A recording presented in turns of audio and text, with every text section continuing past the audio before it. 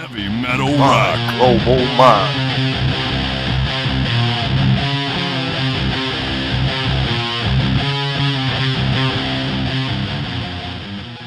I'm lost for the moment, every turn the same. Oh, but nothing is over until I say. Okay, so what I want to get into some of just your history with your previous bands, but we'll go to that in a minute. We spoke a couple years ago when the first A to Z record came out, and a great record. I think it got great feedback from the rock and metal community. It was something that was different in terms of the sound.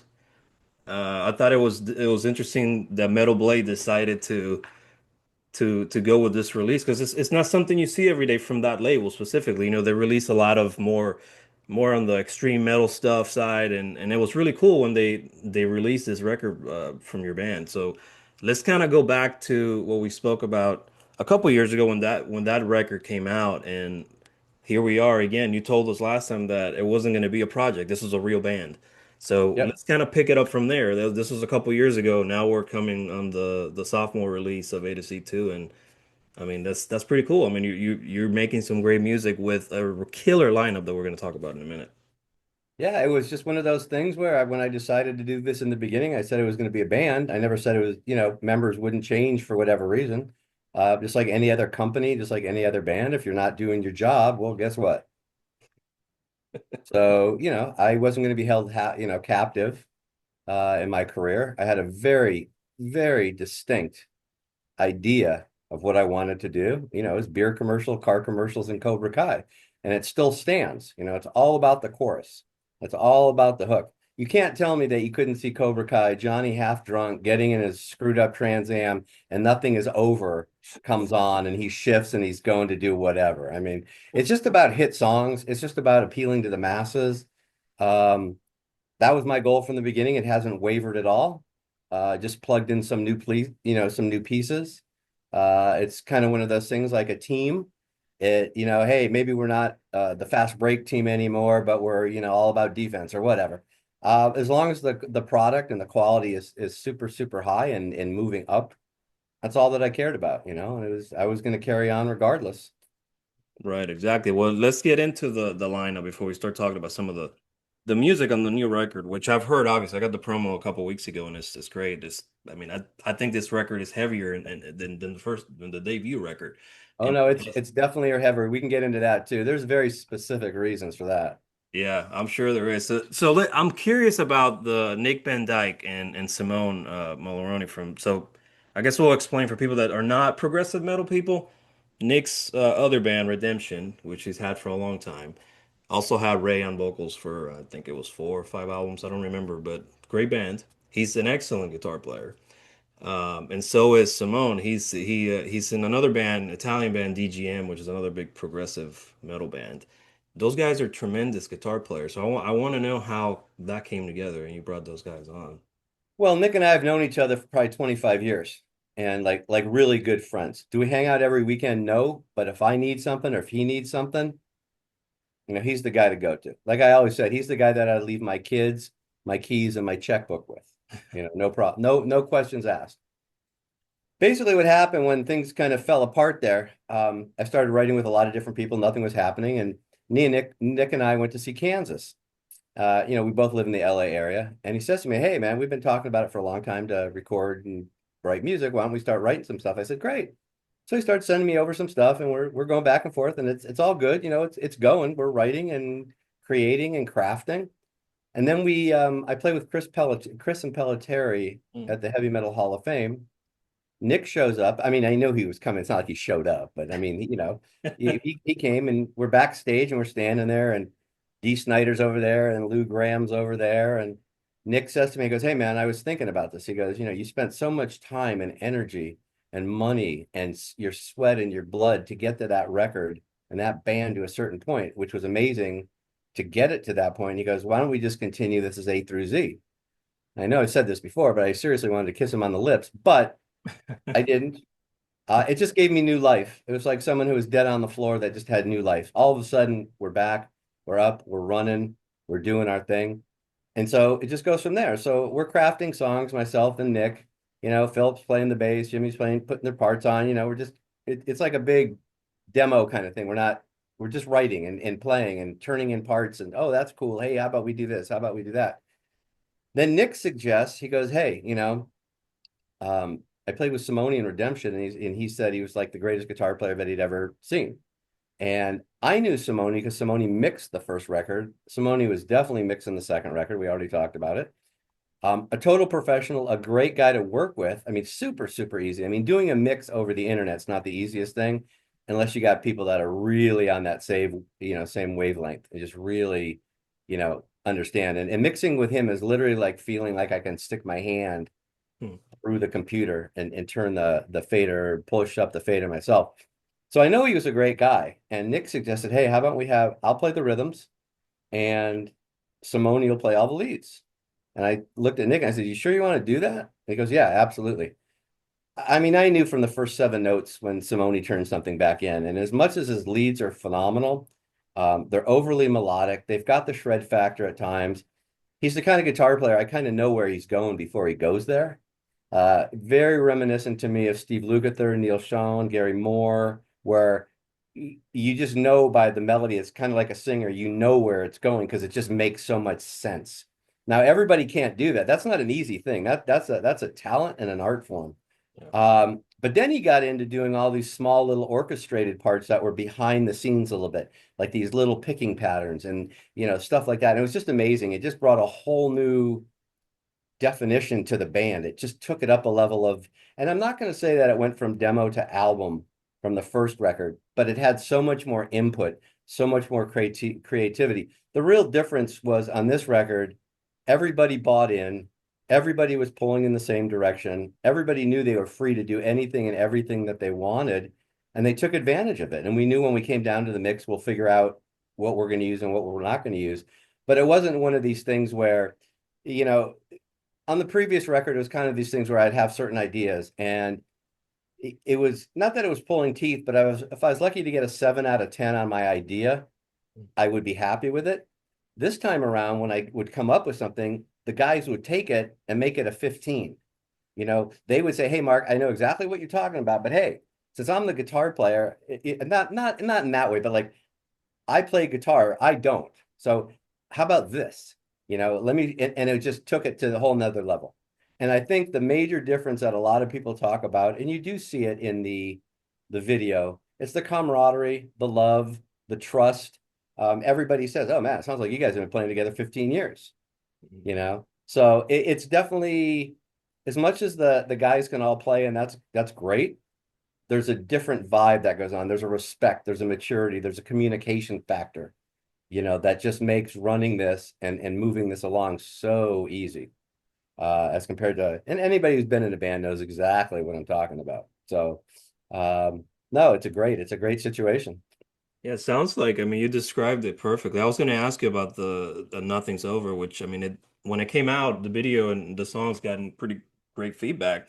But it's all, the stuff that I was reading, and not just forget my personal feelings aside, because I'm a progressive person. I listen to a lot of different stuff too, but from just fans listening to the song. They're like, wow, this thing has actually guitars, There's guitars in this, there's this melody, really catchy melody and hooks, and Ray's voice is always fantastic. He can reach those highs. He's got tremendous voice, but it's everything just comes together with this lineup that you have now. And the rest of the album, I can say without spoiling anything, we'll talk about a couple of the songs, but I don't want to give anything away. I think the record follows suit. I mean, it's a mix of heaviness and melodic and all the things that you're describing with all these guys.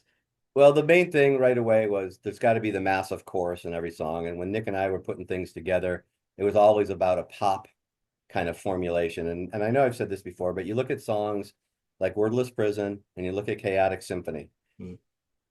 A true quote prog band would make those into 15-minute epics. There'd probably be an orchestra in there somewhere, probably a little running water, perhaps a little seashore sound, whatever. They would make it the 15-minute epic. Okay. What I love about this band is we can do that in a 5-minute song. You're short, you're sweet, you're right to the point, the peaks and valleys in the road, the wave that you're riding is great. And it's such an emotional thing without that thing of like most prog guys like falling asleep during the slow part because it's just going on and on and on. And I think I've heard enough of that music in my life to kind of be a judge on that a little bit. But it reminds me of certain bands that can put 3 or 4 songs in one song, but it doesn't sound like 3 or 4 songs, but they're just different hooks and there's different parts. What always comes to mind is like Carry On My Wayward Son. It's like 3 or 4 different parts, but it goes so well together and they're hooks. Even the musical part is a hook. So we do that really well. We didn't set out to do it. We just did it because we knew that we weren't writing 12-minute epics. Simone knows he's not going to play 64 bars of lead. Okay, dude, here it is. Here's your 16. You got the fill in the middle. You got different accents that we're doing. Here it is, So no, the guys are amazing in that respect. There was so little of dude, that just doesn't sound right. Try something else. It was more at times, both Simone and Philip. Can you guys play a little bit more? I hear a lead here. Hey Philip, I always with the big joke with Philip is, dude, I want to hear the high notes. I want to hear the bass come out and play a line with the drum, counter the drums, do something, but the bass is just as important. And so many times bass gets shoved to the back and kind of the afterthought. Yeah. But with Simone, he'd come up with this cool line during the lead, and then it would go into the outro chorus, and I'd say, dude, can you just play that melody line behind his vocal all the way out? Very Journey, very Neil Sean, but that's okay. But it works. Hey, if you're gonna steal, you might as well steal from the best. Well, I was going to say too, by the way, on Wordless Prison, that you mentioned the bass, and that song right there, the bass on that, the beginning of that, I love that. That's great. Hey, I taught Philip everything he knows. No, it was very, that one started a little bit with that whole little percussion thing, that Genesis, Phil Collins kind of thing that I'm playing, because we'll be able to play all this live. Because there's nothing on that record that's programmed, sequenced, or whatever. And you go from that part and it just ramps up so nicely into the next part, and then it ramps up to the next part, and then the song itself basically has 2 choruses in it. So how can you go? It's like the mini prog epic with big hooks. Yeah. So a lot of people comment on that song particularly. Yeah, the bass is kind of cool. Yeah, that was one of the things I picked up when I first heard it. The promo, the first few times I heard it. The rest of the record is great. I mean, it's high quality stuff. I wanted to say something that was funny because you mentioned Kansas, the story there with Nick. I had never seen Kansas live, right? So I shoot shows, as you've probably seen, from these things over here. I go to concerts, we photograph, we cover. I mean, we do all that stuff. And the last couple of years, I think it was 2 years ago, Kansas played. I'm in Huntsville, in Alabama. That's where I live. Okay. So they played here locally, and I've never seen Kansas live. And I went to the show open-minded. I had no preconceived notions about anything. I mean, everybody knows their classic songs, but they sounded great. Like when that whole show to me was, you get taken away from your daily, things. Yep. You go to the show and you forget how good those guys are. That music is transcendent. It's just you listen to it, and 2 hours later it's still ringing in your ear, and it's No, one of those bands that's absolutely. timeless. If it was 2 years ago, obviously you didn't see the original lineup. Yeah. I was fortunate enough to see them from the basic original lineup, and then 27 different incarnations afterwards.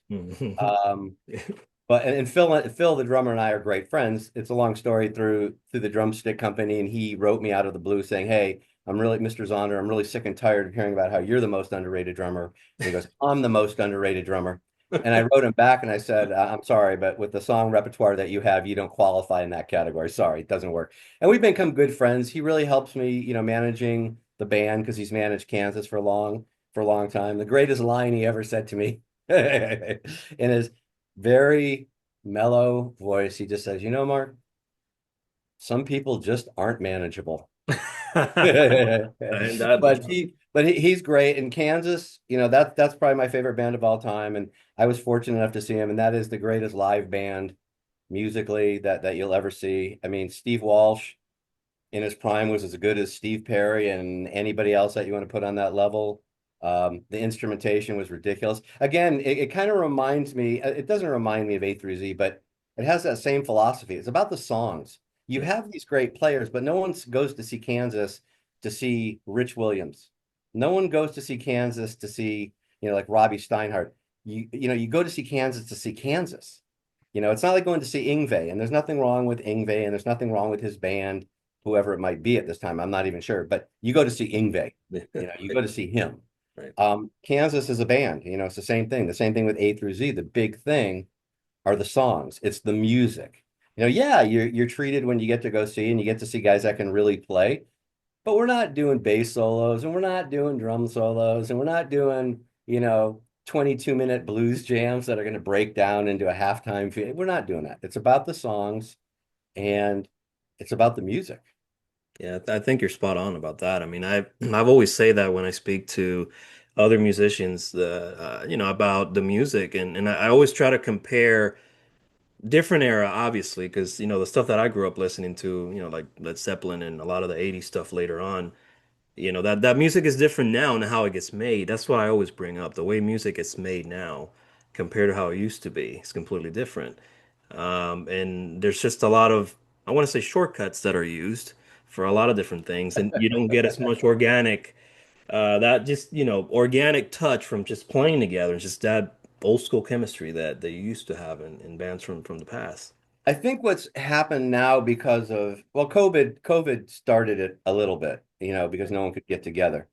But even before that, with the big budgets and everybody not living in the same city, you got really adept at working with certain people work amazingly this way. Some people can't do it to save their lives. But when you have guys that don't let the computer get in the way, I'm doing my thing. The great thing is you can send a file and hear it 30 seconds later, and you just kind of work that way. And that's with this band, it really works out amazingly well. No one was ever in the room together. But everybody that I talk to says, wow, it sounds like you guys have been playing together for 10 years or 15 years, which is important. The other thing that I always hear is the people say it sounds like an analog record. Mm, And there's a reason for that. yeah. Simone is an amazing engineer. Let's just put that one on the table. That one's good. Besides a great engineer, he's a great communicator. So when we're working together, um, things can get across, and, I'll ask him something, and 30 seconds later, he'll send me back the idea, like the mix idea, so we can really fine tune it. But the drums are recorded basically analog. There's no triggers, there's no samples. It's done in the room behind me. It's a dead room. It's a small kit. It's got amazing microphones. It's got amazing, over here, Neve Calrac, Summit Audio, everything that you're going to see in a major studio in LA for drums. I can't mix a record here, and I've got an analog console. So we start from scratch with very organic sounds. It's not like, hey, Nick, or hey, Simone, sample the living daylights out of it. Put that clickety clickety kick that everybody's got on there. No, there's 3 microphones on the kick, and here's a guy who makes it happen. Some guys can't make it happen. I auditioned 9 people Oh, wow. to mix that first record. One guy had 9 Grammys. A couple guys you never even heard of, because you never know. You never know. The guy might just dial in. And Simone killed them all. He killed them all. So it's we're looking for that organic kind of sound. We're not sampling this and sampling that. Everybody knows how to record. You got guys that really know how to record their instrument, and a great mix engineer. That's all you really need. Well, it comes through in the record. I mean, that's it's clear. It was, when you hear these songs, I mean, if you listen to enough music nowadays, you know that what we're talking about, whether it's that organic or you have all these weird samples and all this stuff that's all over the place. It's just, it doesn't sound natural. And, that's what I try to, get out of seasoned musicians, because in the past it wasn't like that, until we had all this technology that, Well, that's what's kind of an interesting topic of conversation that's been around for a long time. In the old days, to go in and record a record, even if it was, Metal Massacre 2 and 3 with Metal Blade Records, if you couldn't play the drums and tune your drums, there's no auto tune, there's no tuning, there's no sampling. If you're hitting the snare drum every time on a different kind of hit, it's going to show in your recording. yeah. Okay. So to record back then, even the littlest Metal Massacre 2, or, your record that, Mm. it's on a label, but, 20 people buy, whatever the case may be, you had to be at a certain level. Okay. Today, hell, man, you can do it right in the computer. You know, I mean, Yeah. realistically, you can do it in the computer. You can sit down with your little pads over there and play away, and there it goes. You know, And and that's what the scary thing with all this is, the topic of conversation is the AI that's being used for everything now. How that is going to change the music business, how it's changing the music business. And that's what I worry about in certain places. I mean, you can't replace people who are talented. You just can't. It's just a feel how they play. You know exactly. what I mean? At the end of the day, but this thing will try to.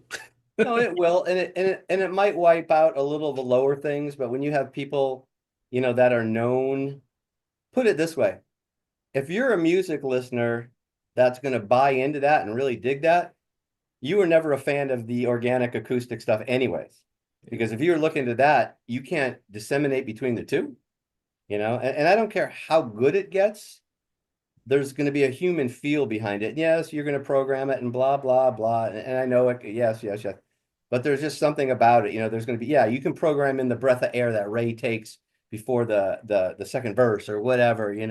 But I'm not sure if there's much to do about it, but I'm still not convinced overly that it's going to like take over like everything, especially when you start talking about music that has, heart and soul. And I've seen some of the dribble that comes out on the lyrics. It's pretty yuck, you know.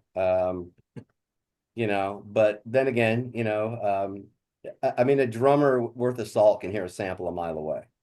Yeah. I mean, you just can hear it. And then when you have this consistency factor that's so out of control, you're like, that's a machine. It's a That's a machine. Yeah. machine. Yeah. You know. It's not What's just. kind of funny too, though, is I purposely, when I recorded this record, I do this on everything I ever record. Mm. I purposely make sure that I play different fills and different verses.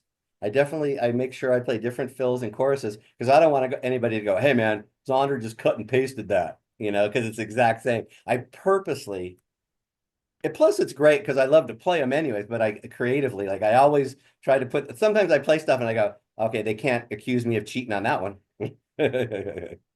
Well, your drumming is always tremendous, and I agree with the sentiment. You are one of the most underrated drummers that's ever been, and I agree with that. I don't think that's just a load of bull, but Oh, it's our thanks. opinions for sure. And we'll get into some of your stuff with Fates Warning and Warlord and all that stuff from the early days, because Yeah. I don't know enough about your early days as some of the other hardcore fans have been around a long time. But I was going to ask you about some of the other songs on the record, and maybe some of the one on the new record that's going to come out.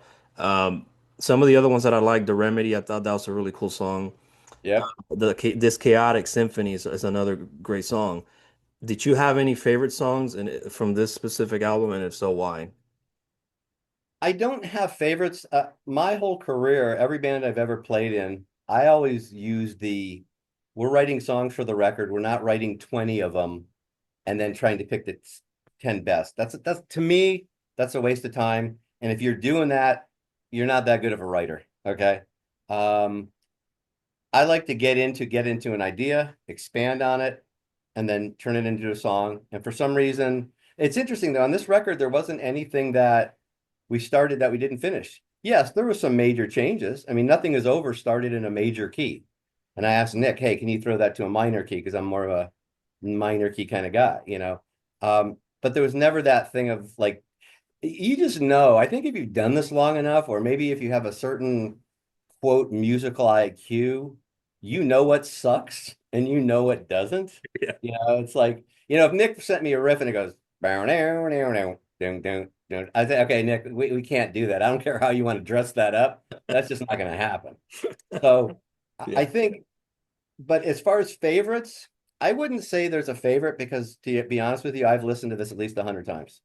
I've had it in my possession for a long time in the demo form, and every day when I go to the gym, I listen to it because I'm always thinking, what can I change? What can this or what's going to come out later? You go, oh man, I wish I could have got that. I had the time to do it, so I always try to do that if I can. The one that sticks out to me, and I think, mark my words, maybe we'll come back to this and go, wow, Mark, you really kind of knew what you were talking about. Or you could say, hey, Mark, what the hell were you drinking that day? Um, I think the song Now I Walk Away, the last song on the album, Yep. can be the silent lucidity for this band. Okay. Three reasons. Number one, the lyrics and the vocals are that boy girl kind of thing. You don't have to go, what the hell is he talking about? it resonates with everybody. Anybody that's ever been in a situation of any kind of relationship. Yeah. Number two, I think it's such an original. It's the power ballad of 2025.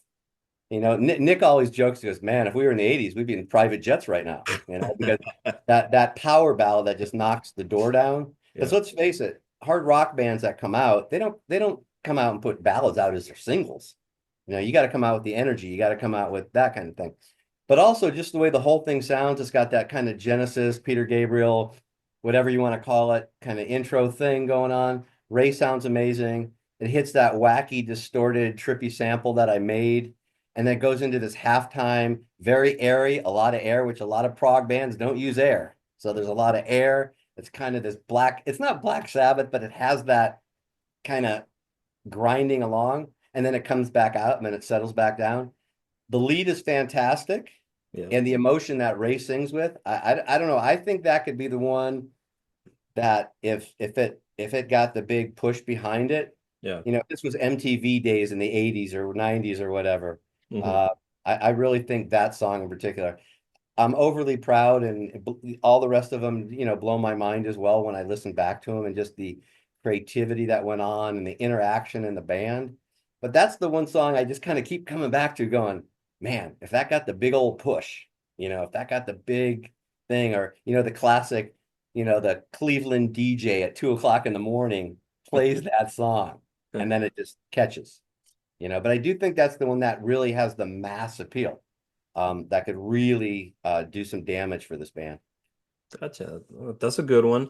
I was gonna ask you, and you may not be able to say yet. Are all this I'm assuming there's gonna be other singles coming out, right, from the record. Have those been set already in stone, or? Yeah, the album release is June 6th. Yep. June 9th, The Remedy comes out. Okay. That was shot at the same time Nothing Is Over. And something to note too, when you see all that backstage footage of the guys, Yeah. that was totally ad lib. There was a guy walking around, and at first I thought he was just like a lighting guy getting lighting, and then we're not that stupid. We figured out he's filming, and all that interaction and that camaraderie is what really, to me, that's what really shows in this band. I mean, it's not Metallica numbers, but this video went to like 193,000, and the best one from the last album was like at 90.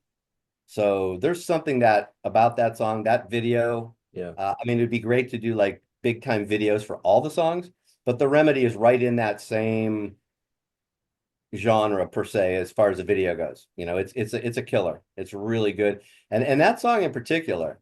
Again, it just my favorite albums of all time are the ones that have songs that are not different from each other, but are different. If you look at any of the classics, they're not all just up-tempo songs. They're not all just blues type songs. The Remedy here is like a completely different, it's kind of like heavy funk, but rock, but with a Yep. massive chorus. But just that picking pattern, like from the beginning, the way the whole thing starts. I mean, that's not your basic hard rock, heavy metal drum intro there. You Hmm. know, that's kind of like going sideways and getting greasy, as we used to say. And it has that kind of funk kind of feel. I mean, it's not the Chili Peppers, but it's got a thing it sounds original. It sounds like A through Z, and again, you stick those kind of guys together, that's what you're gonna get. That's true. And you know what I was going to say is, and because the music scene is so congested now with so many different bands, a lot of the music sounds the same.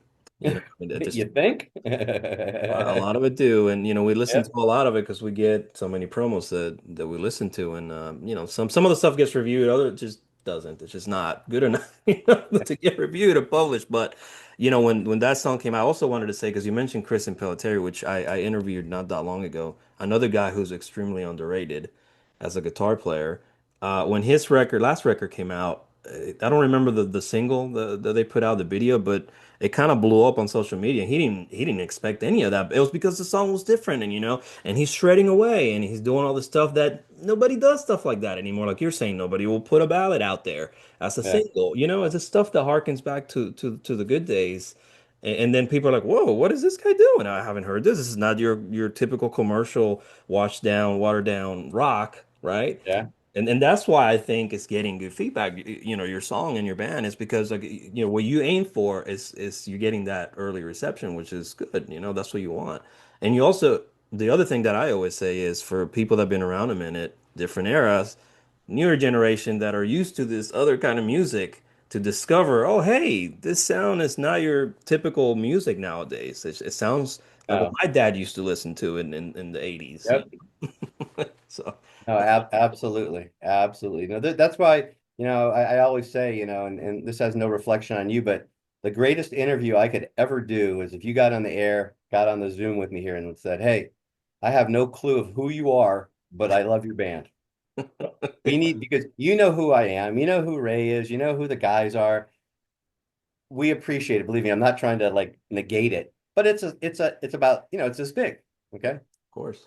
The whole idea of this band. Now, if I was playing 15-minute songs and we were just jamming and crazy, I would have no right to ask for this. But the fact, and the label recognizes it. We've discussed it and they say, hey, you're the one band that could actually go to radio. You're the one band that could actually go and open up for Journey. You could play with Whitesnake. You could play with, Night Ranger, whoever, like the different audience because those people are all song oriented audiences. Yeah.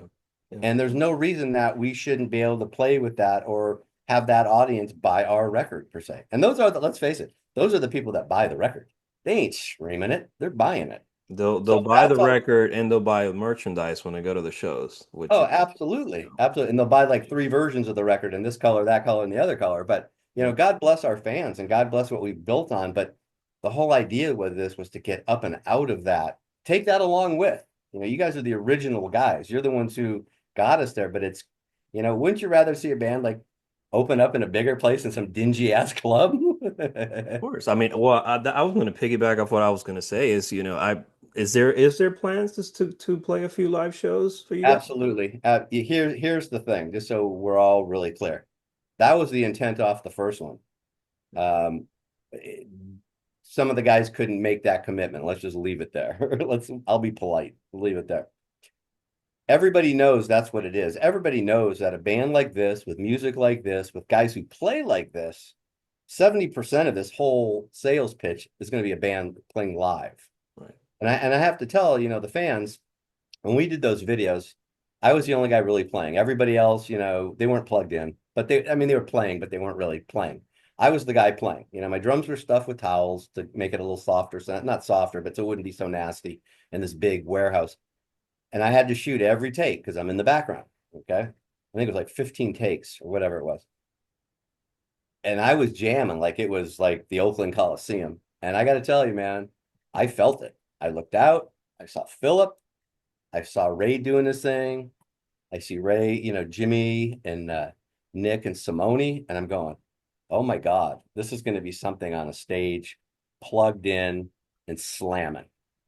I felt the energy, I felt the magic. So yes, we all agree. It's just a matter of the business angle, the business side of things. Been discussing with the label before the record was even turned in, how important this was, and they're trying to help and talking to the agents and but we definitely agree that we need to get out. We're not going to sit around and wait for the perfect tour. It's like, let's just get out and play. Let's go make a mark, because and I know you go out and play, the people filming it, the people talking about it, the people posting about it, plus us filming it. That's the greatest PR that you don't even have to buy. Right. I mean, word of mouth and people showing their video, putting their little film clips up. You can't buy that. Yeah, don't ban the phones like some of these artists are doing now, because then you don't get any promotion. No, I don't. Yeah, I've never a fan of that one. I didn't get it.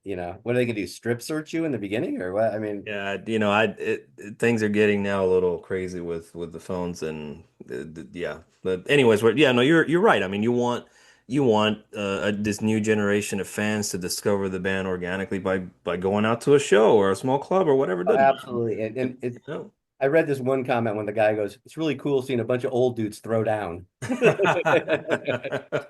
There's something to be learned by watching these old dudes. Okay, I mean, you Yeah, know, they know how to play instruments. exactly. It's a little scary. How did he do that? It's called practice for like 50 years. Yeah, exactly. Try it. Try it. Try it on. I'm not a this is another hot topic that you see all the time now with the TikTok things of the world and all that stuff is, and I'm not against. I have to say because people will probably complain when they hear me say this. I'm not against that exposure that way. For younger generation of kids who are just getting discovered, that's fine. If it works for you, it's great. But my question that I always have with that kind of stuff is, can you deliver the goods live? Because at the end of the day, you can make a record and it sounds great. Can you go play the stuff live? And the great bands that I've seen, that I've shot, and many other people that have done stuff for us over the years, you go play live and they sound better than even on the record. No, Because you know what absolutely. I mean? And can Oh you no, do that? absolutely.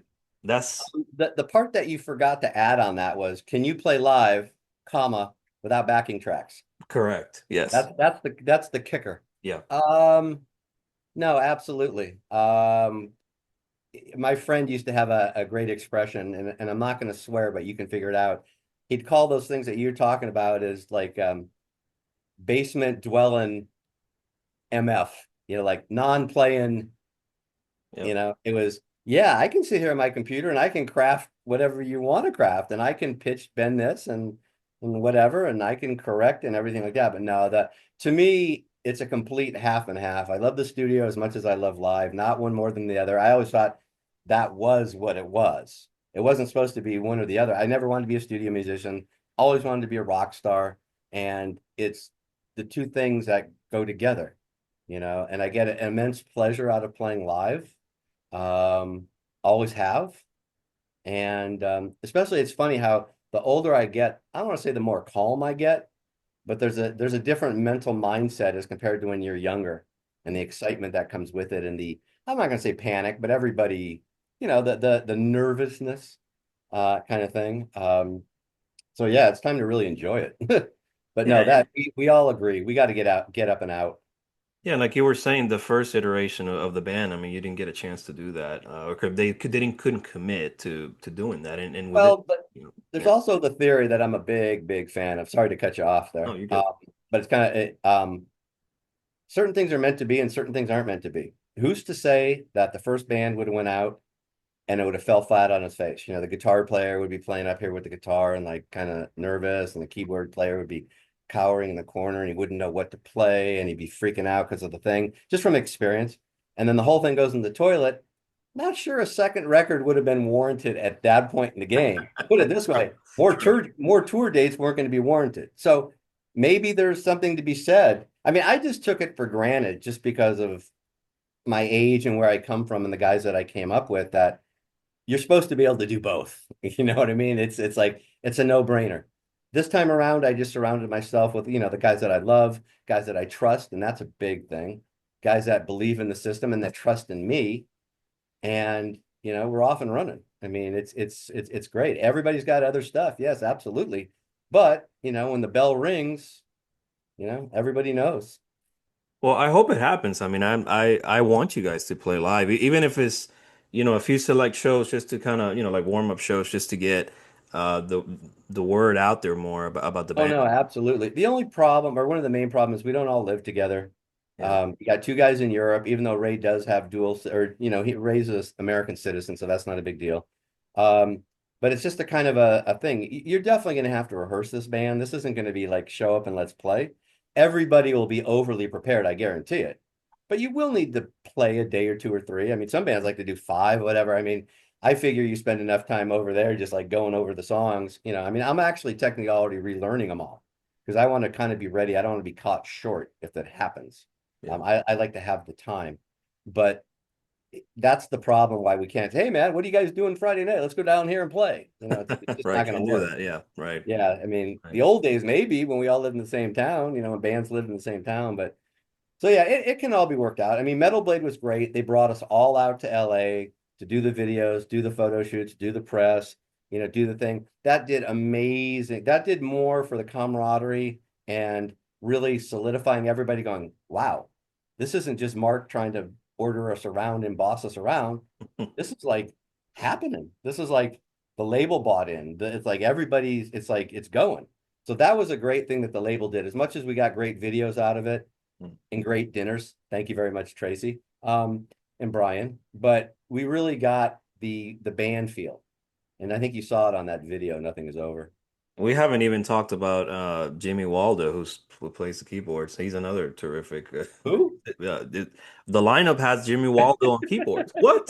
Who's Yeah. Waldo? There he is. That Well, guy's a keyboard player. I was waiting. I was waiting for that because I have a special little thing for Jimmy. Okay. To me, Jimmy is the unsung hero of this band. Okay. Will he get the spotlight? No. No, probably not. Will he get the quote? I don't want to say recognition. Well, he'll probably get the recognition because you can hear it. But he's not you know what I'm saying. He's okay.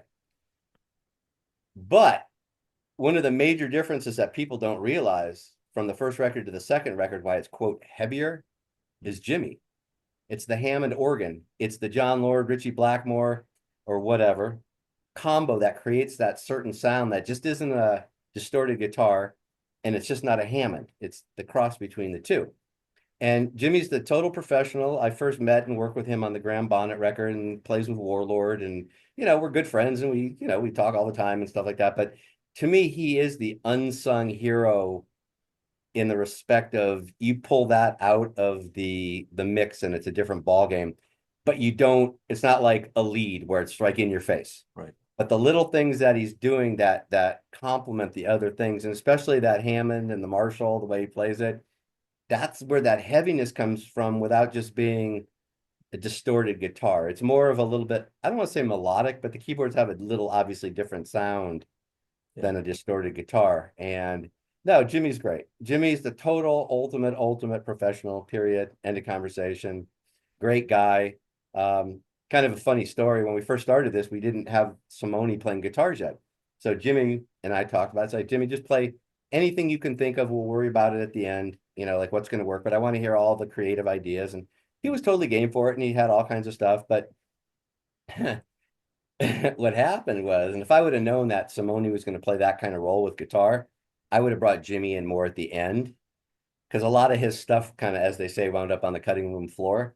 Just because you can't have like the six things all doing the same thing kind of thing. And they were clashing. Jimmy's part was doing one thing to the rhythm as compared to what Simone played, and I just had to make the decision. And Jimmy understood. Some guys would get all pissy, some guys would be like, hey man, but no, Jimmy's the total professional. They're playing for the song. And I think that's what shows in it. I think you can see that in the result. They trusted Simone, they trusted me. They knew we were going to do the best we could. Took everybody's opinions, took their ideas. That's not a problem. But there's just a certain point where, someone has to drive the bus. I mean, can you imagine six guys sitting around trying to sequence a record? Yeah. I mean, or that classic, like six guys hands on the console, like we used to do in the old days, so. Did you follow any of well I'm going to assume that you obviously Nick is your longtime friend, but so you were familiar with his band Redemption, I'm sure. But about Simone and DGM, because that's another band that for progressive people, another underrated band. They've been around forever. The guy's always been a terrific guitar player. Did you listen to his music from before you knew about him? No, No? I only met Simone through um mixing the first record, Okay. and then just the communication through that, and then obviously him playing on this. Here's a big shock to a lot of people. The music I listen to comes from the 70s and the 80s. Okay. I mean, this morning I was listening to Tina Turner, UFO, Triumph, Bad Company. I'm not a prog guy. I never was a prog guy. As much as I played in the band for 15 years. I mean, I think what really got me the gig in Fates Warning is I could count.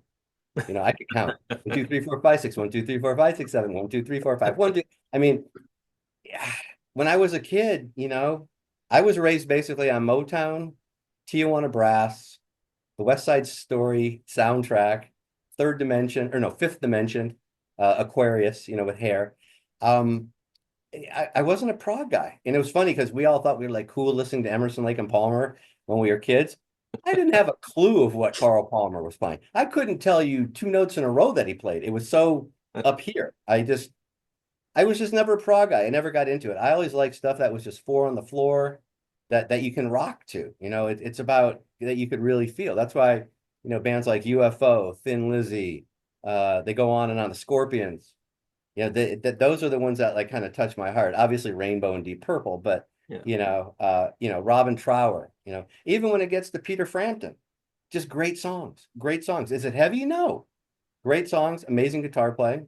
That's what's always been in my head since I was 7. I didn't hear UK, you know, in my head at 7. It's just not my thing. I'm not a big fan. Let's just put it that way. That's a good Love factoid. I Jethro. didn't know that about you. So I was Yeah. going to say, just to piggyback off on your background there, how does that affect your playing? If that was some of your influences growing up, does that affect your drumming now from, just those bands from earlier? Yeah, I think what makes me me is I come from all about the song, all about the groove. I mean, I was taking stuff in Fates Warning in 5, putting 2 bars together, making it 10, so the snare could fall in 2, 4, 6, 8, and 10, and you could rock to it. That's always very important to me. Jamming all over the place doesn't do anything for me. Playing drum solos doesn't do anything for me. My big thing was I'm going to put everything I have and all my cute little stuff and my ideas of how to arrange grooves and beats, and I'm going to put that in the song. I'm not going to play that in a solo. I think the fact that I came from a background where it was about supporting the vocalist and about songs, and then you get into that thing of like, oh wow, I can play drum stuff like all over the place. And what's funny is when people always ask me about Neil Peart, do I think Neil Peart was the greatest drummer of all time? Not even close. Not even close. I could list you 20 guys.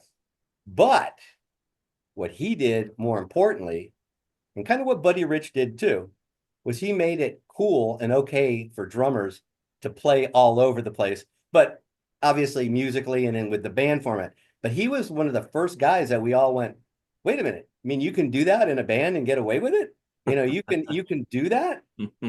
So he was the guy to me that just opened up that whole thing, which is more important than being the quote greatest drummer, as there is no greatest drummer.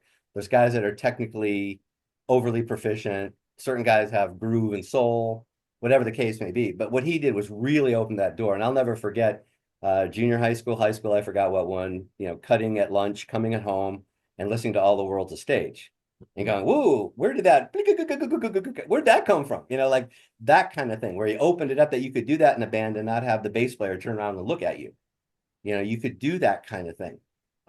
Same thing with Buddy Rich. He made the drums the focal point. He made it like the drummer can be a rock star too. And that's those, I think, for those guys, to me, was more monumental than fills and grooves and stuff like that. And, all that kind of stuff. It was just what they did on a bigger scale of opening up the landscape, and that, other musicians were like, okay, now that the drummer can play like that. Because up to that point, man, I played in a million bands, and any drummer that was coming along in the 70s and 80s, how many times did hey, knock that fill off? No, don't put that extra snare in there. Don't do that. We all did that. And then like cowbell, get that cowbell out of here, until all of a sudden, they're doing You Fool No One, Deep Purple's doing Fool No One. It's like, oh, the cowbell's cool now, that kind of stuff. So there are drummers that really open things up. Yeah. Yeah, they put their own spin on drumming, and it made it stand out. It wasn't like it's just a drummer. He's just there for to fill in the the groove. Boom, boom, tap, boom, tap. Yeah, yeah. So, it's funny that you mentioned Robin Trower. We just interviewed him here recently. I think it was last week, and we posted a story. He's 80 years old. I mean, the man's been around forever. He's created so much music, and he's Yep. still out here. He's still making albums. He loves what he does. You Yeah, can't replace absolutely. people like that. They're so genuine in what they do. Absolutely. And, I would have to say Bridge of Sighs is probably about as close as you're going to get as any other album to a perfect rock album. Montrose's first record, yeah. really close to that perfect one. But we all have that record that it all sounds great, except there's that one song that you kind of skip over just because you just not into it. Just not working for me. Too bluesy, whatever, just not working. But no, that Bridge of Sighs, damn. And I saw that 1976 Day on the Green. The British are coming, Oakland Coliseum, 76, 75. Gary Wright with Dreamweaver, Fleetwood Mac with the first, when Buckingham Nicks first joined.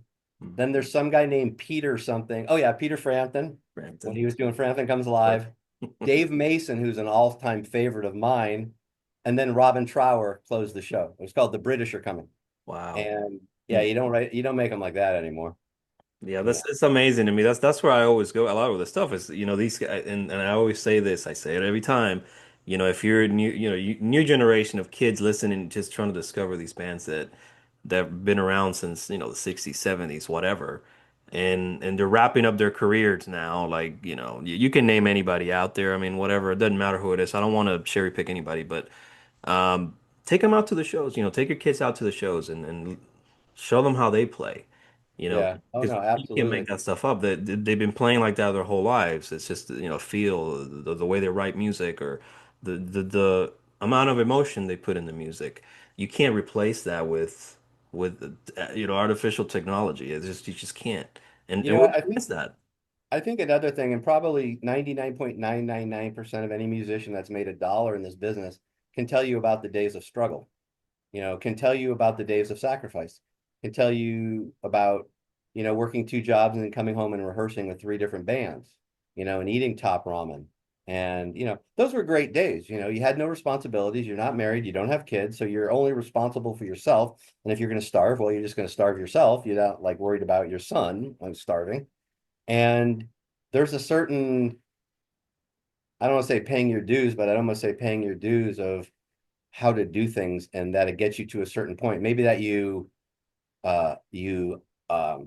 treasure it more. You realize what it takes to get there. You're not so willing to go, I'm out of here. But then again, I've always thought a true musician, never stops. It just keeps going, even with physical problems, it's always there. And like I told my son, my daughter too, for some reason, since I was 7 years old, I've had a song in my head and it never stops. It's constantly, it's a drum beat, it's a song, I'm humming something. It's just going, and it's, Yeah, yeah, yeah. it's true. There's a lot of truth about that. I wanted to, and I know we'll wrap up here in a little bit, because I want to be conscious of your time. But when you started out back in the early days, before you got to California or LA, because you came from Detroit, right? I mean, that's what you were born in Well, Detroit. we moved when I was 5. Okay, So here's the we kid. moved to LA. I was in LA from 6 to 9. That's where I got the Dodgers, Lakers, and the Rams. And then we moved to San Jose in the Uh, Bay Area. And then I moved back to LA when I was 21. So how did you get in the business? I mean, the early days. So what was your kind of your big break? I guess well, my whole career, if you want to look at a career, I would say my big break, and I always joke about this, but um, Journey never called, but about 35 years ago, I kind of fell into the rehearsal business after Warlord and Warlord Manor, the warehouse that we had. The band broke up, whatever, everybody left, and I was kind of stuck there with my drums, and I needed a place to play, and it was a total warehouse. And my buddy says, "Hey man, I'll give you $20 if I can rehearse in your place." We can fast forward this. I own a 6,000 square foot building for about 35 years in North Hollywood. It's got 10 recording suites in it. Um, I followed that path because that was a way to make money Hmm. that I could support doing bands that make no money. So that was my quote big break, if you want to call it that, and the way the whole building purchase went down with the guys that own the building and the way I cut it was the break. It was someone was looking out, and it doesn't happen today, and it's an amazing story that we can get into another time the way it happened. But that's the quote, the enormous break. The biggest break I would say though is I'm playing in a cover band called Russian Roulette, and the girlfriend of the singer brings Bill Samus, who's Warlord, to Hmm. see the gig because she thinks that him and I would hit it off and we could start something original.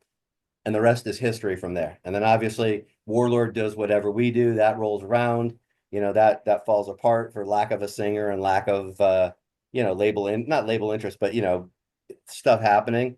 And then all of a sudden, Jim from Fates Warning calls me because he knows me. I did 2 of their albums, drum tuning, and stuff like that. And he was a big Warlord fan. So fast forward that 15 years, and that's kind of how it went. But as far as that break, it would be Rachel bringing Bill Samus to that gig because without that, I could still be jamming at the record store playing, Thin Lizzy and UFO covers in the parking lot. You never know. You never know. Um, so That's yeah, interesting. that's a break in that respect. I mean, did we ever get the break where Irving Azoff walks in and says, "Hey man, I'm going to make you guys a star"? No, I've got a lot of close but no cigar stories, but no, that those I would say are like the breaks per se, you Yeah. know. Well, that, I mean, it makes sense, but you know, that, a lot of ways, you know, you never know. Sometimes in life, things just open up, and one thing leads to another, and then you kind of just run with that, right? I mean, it's sometimes things happen. Yeah, I mean, you just got to keep going. I'm one of those guys who's playing and practicing all the time. I'm always recording ideas, just being creative because you never know. It's just like an athlete that wants to be in shape all the time because you never know what could happen. Um, do I think the phone's going to ring and someone's going to call? I've never had that. The only time I really had that was with Jim with Fates Warning, you know. The rest of the time I've gotten hired to do records and stuff like that. But I never got a call from Roger Glover, hey, Ian's not feeling this good this week. You want to come in and play with Deep Purple? I've just never gotten, I don't know if I'm not hanging out with everybody. I'm not a big hangout in Hollywood guy. I'm just not, I'm not a drinker. I'm not a smoker. I'm not into the whole drug thing. I mean, it's about playing the drums, making music, uh, and doing that way. That's basically what rolls around, A through Z and my band Slaver. It's like, if you're going to do it, you got to do it yourself because the phone ain't going to ring, you Well, know? I hope it were. I hope that this version of the band with the lineup and this record that's going to come out on June 6th, I hope it opens up other doors for you guys. I mean, I think the music is great, and I'm not just saying that because I listen to a lot of this stuff myself, but we need this kind of music. We do. We No, really do. absolutely. No, absolutely. Plus, we're moving on to number three. So everything's go Good. and it's not going to be any animals or teeth on the next album cover. I promise. That just happened. That was not by design. That just happened. But number three has a whole different kind of twist to it. Still with the A through Z concept kind of thing, but no teeth, no animals. No, no animals. Yeah, well, I don't know. Did we ever ask you about that one? What was up with that cover on the debut?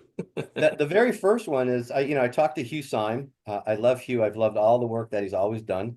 And again, the thought and theory behind the band was, hey, if you're going to do this, you're going to do it right. You're going to do it big.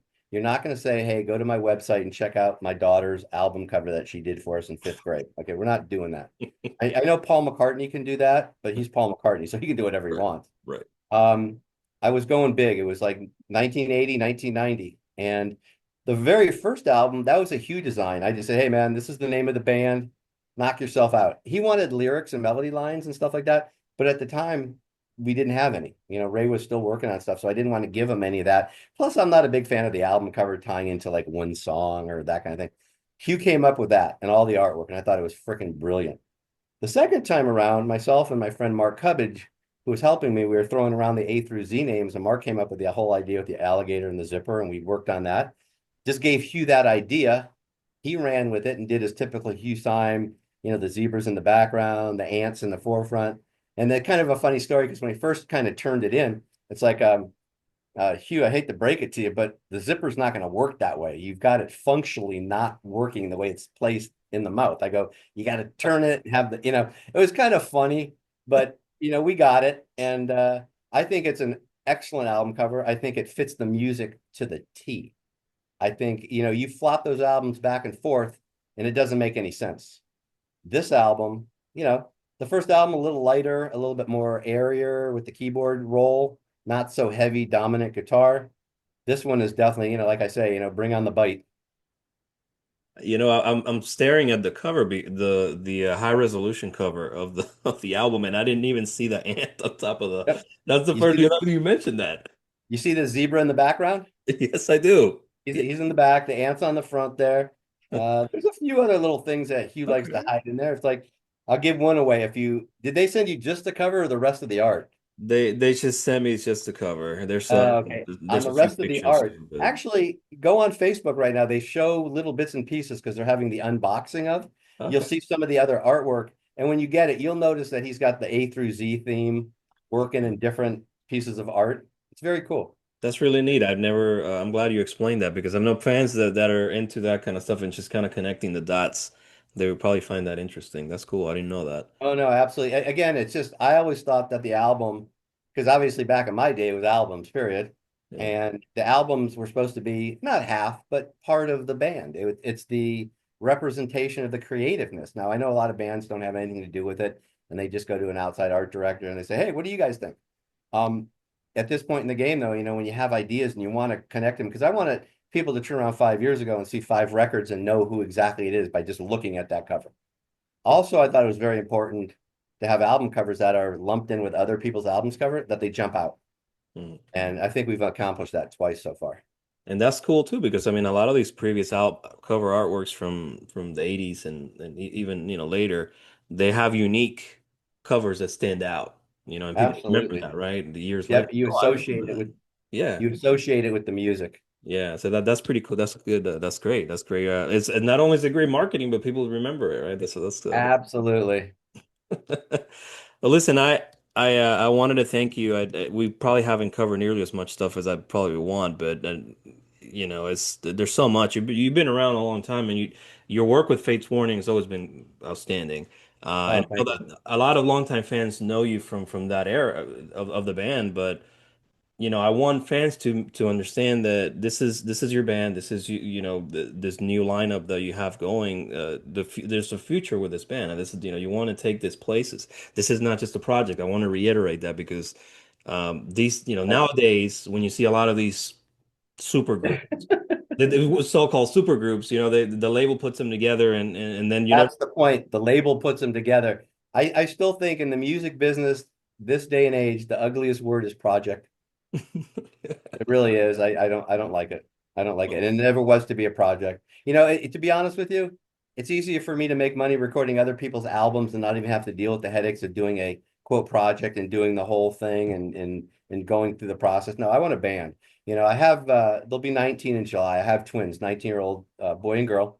And when came off the road for a lot of years, because I thought it was more important to raise the kids. I mean, I played gigs here and there, whatever, but when they were about 16, 17, it was like, okay, now it's time to go. And if you're going to go, you do it the right way. You do a big time band thing and you get everything that you want, because I ain't getting any younger. That's for sure. And it's, I'm in good health, and it's like, let's go, let's go do this.